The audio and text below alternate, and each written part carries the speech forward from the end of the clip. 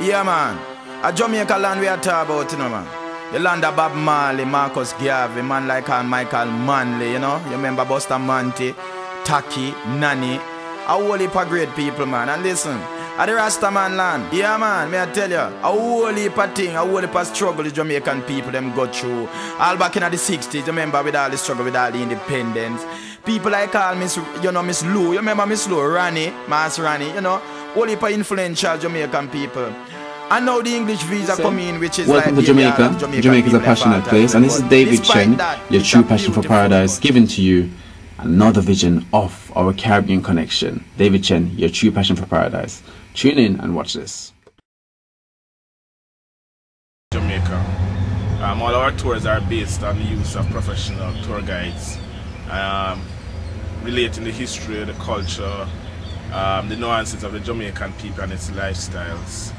We like to feel that we can take you anywhere in Jamaica, from the Moran Point to Negril Point, from St. Anne to Clarendon, and give you a little bit about Jamaica, its current affairs, and all the things and the persons.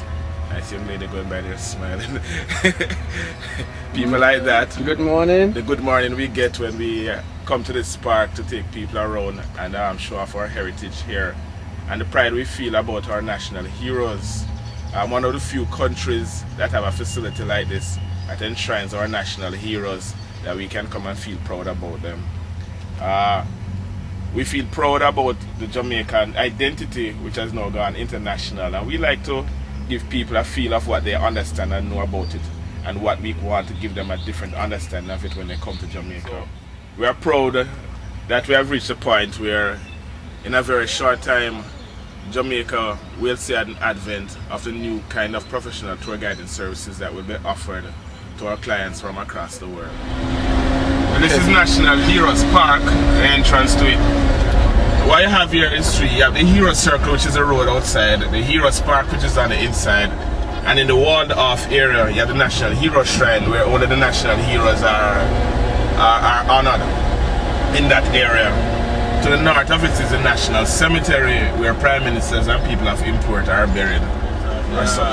Of the 6 republics of Venezuela, Colombia, Ecuador, Bolivia, and Panama.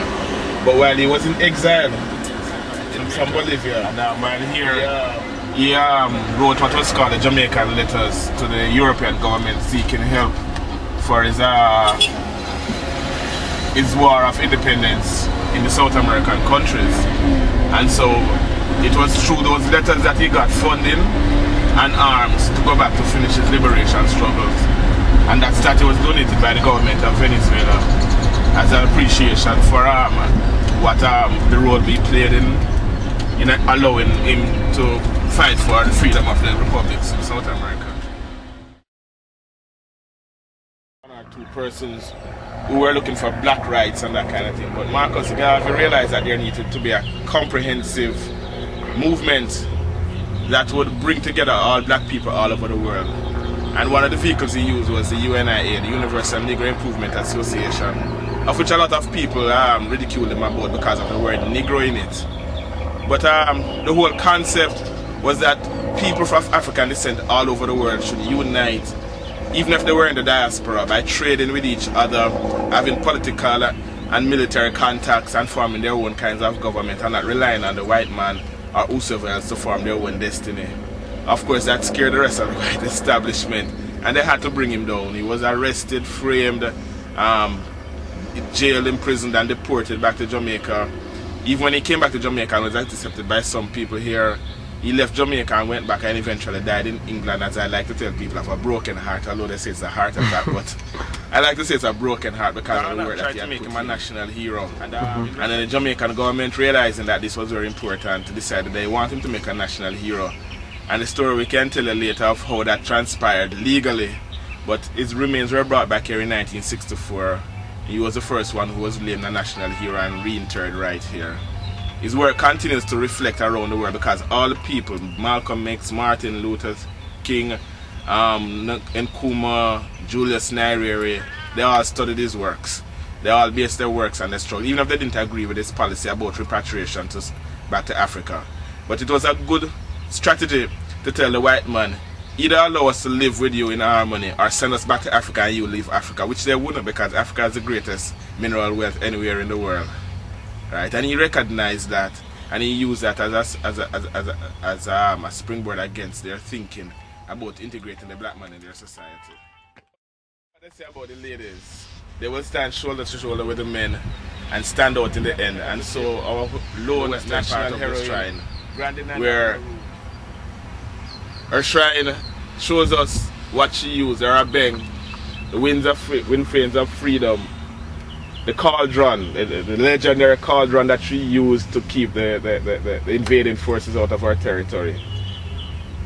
She was feared and respected by her opponents, and in such that they brandished her a witch, because they were so afraid of the powers that she showed them, not believing that the God that they perceived as a white God would give a woman, much less a black woman, spiritual powers that would be greater than theirs. And so they saw it as witchcraft, and they ridiculed her when she demonstrated it by saying she caught bullets in her bottom, even when they saw clearly that she had caught it in the lapels of her skirt to prove her powers to them.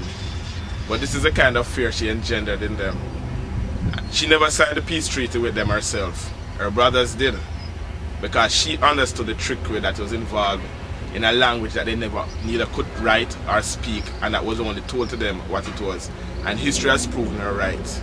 And so she represents to us what Jamaica is.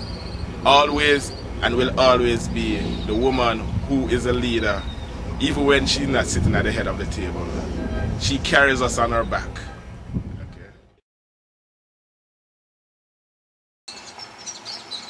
This is the Change of the Guard, National Hero Circle. David Chen, your true passion of paradise, bringing to you another vision of Jamaica.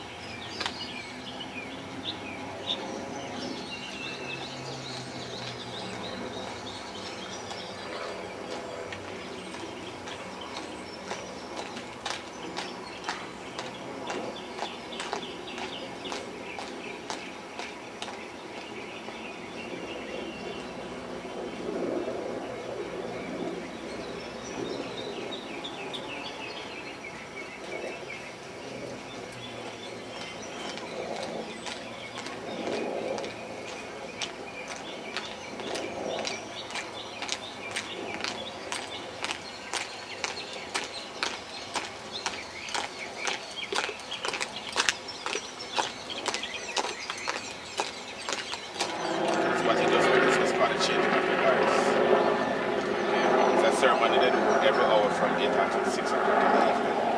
And they stay there for 1 hour. Yes. You ever seen the one in England where they have the chain of the guy at Buckingham Palace? Okay. Well, maybe you should have them bring the cadet troop come down here. What school do you go to? Okay. That's just around the corner there. They should let them bring the rest of them come up here. Alright? Yeah, you read signboards, read about the national heroes and what they did for Jamaica. Remember, you're the future of the next generation. Alright? Okay, do good in school, right? Yes, sir. Okay, good. Bye-bye. Say J, hey, hey, hey, me, I see, hey, I wanna hear you say J, hey, hey, hey, me, I say. You know the story when Columbus claim him discover, wipe out the poor, our Wakan says.